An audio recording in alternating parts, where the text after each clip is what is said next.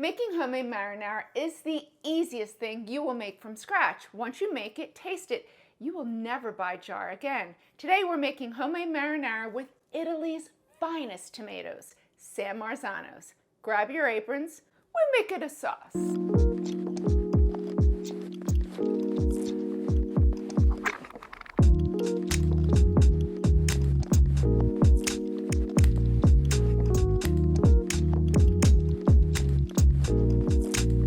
Guys, what is up? Today I'm going to show you how to make a really simple homemade marinara. I could pretty much do this one in my sleep. A few simple ingredients. You're going to love it. You can make so many different variations with it, and we'll get into that later. So first what you need is one Spanish onion, so a medium-sized onion, and we're just going to dice the onion. So you have roughly about 1 cup of diced onions, and now you want to mince 5 garlic cloves. Depending on where you're from, you may refer to your sauce as gravy or marinara or red sauce. I mean, everyone's different. In South Philly, they refer to it as gravy, which they make the best gravy. It's more of a meat sauce. This is a marinara. It's light, it's simple, it's the base for all the other sauces you're gonna make.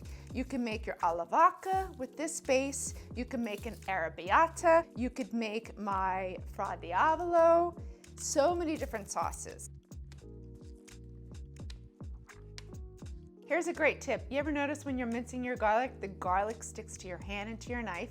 Take your knife, run it under water. That way, it doesn't stick to your knife, to your hands, or even to your board. See that? Doesn't stick to your knife. 2 28-ounce can of San Marzano tomatoes. So San Marzanos are plum tomatoes from San Marzano, Italy. They have a distinct flavor from the climate, the soil. It's the whole terroir thing. Very similar to wine, but it makes a really distinct, sweet, delicious tomato. I'm making a mess here. I'm making a mess, like my Nana would say, but just a little mess. All right, so you're gonna take a bowl with your strainer and we're gonna strain these. So these tomatoes are in a puree. I actually don't want the puree, I just want the tomatoes. If you have your own tomato garden, oh yeah, you're gonna use those. That's like legit from scratch. All right, save your can. So I like to just rinse the can.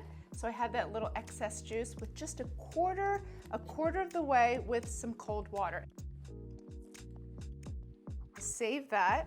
So we'll just sort of rinse the can, and then I'm just gonna discard the puree. You could totally keep that if you want. Hey, it would make a really delicious Bloody Mary. Clean hands, best tools in the kitchen. You're just gonna get in there. Oh, these tomatoes are so beautifully ripe. You'll feel once you start to crush the tomatoes with your hands, they're super tender, they're super ripe. It's gonna make the best marinara. So you're gonna heat a 12-inch skillet over medium-low heat and add a 1/4 cup of olive oil.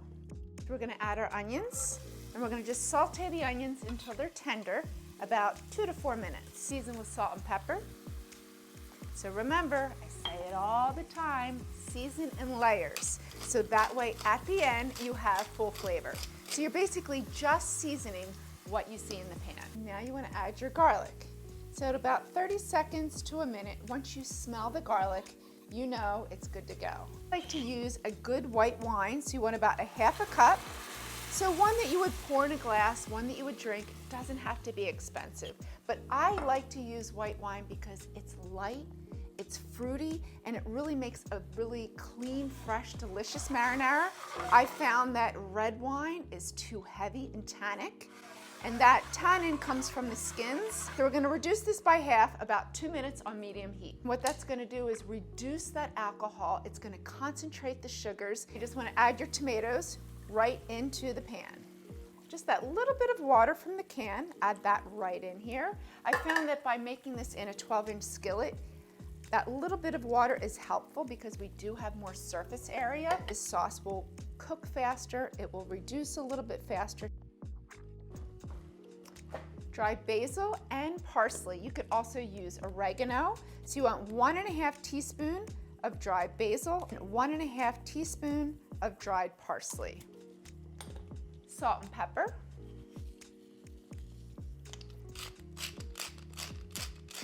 and then give it a stir. Just let it come to a little bubble on medium heat, reduce it to a simmer for about 25 to 30 minutes. You want to stir it periodically, don't let the sauce stick, and that's pretty much it, your homemade marinara. Now we need to taste.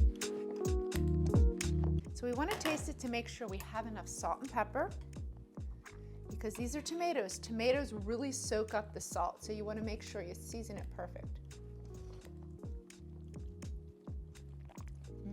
It's just fresh, clean, flavorful.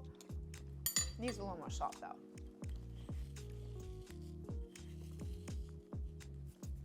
And that's it. You could leave it rustic just like this, or you could put it in a blender and puree it until it's smooth. Simple, fresh, easy marinara that you can whip up any night of the week.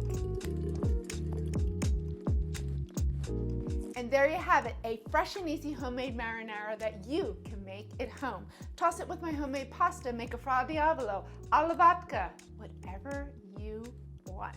If you like this video, you learned something, give me a thumbs up, comment in the comment box below. Be sure to subscribe. I do roll out a new homemade, made easy recipe video each week. And if you want to check out more of my other recipes, you can click this video link right here or click this one and I'll meet you over there.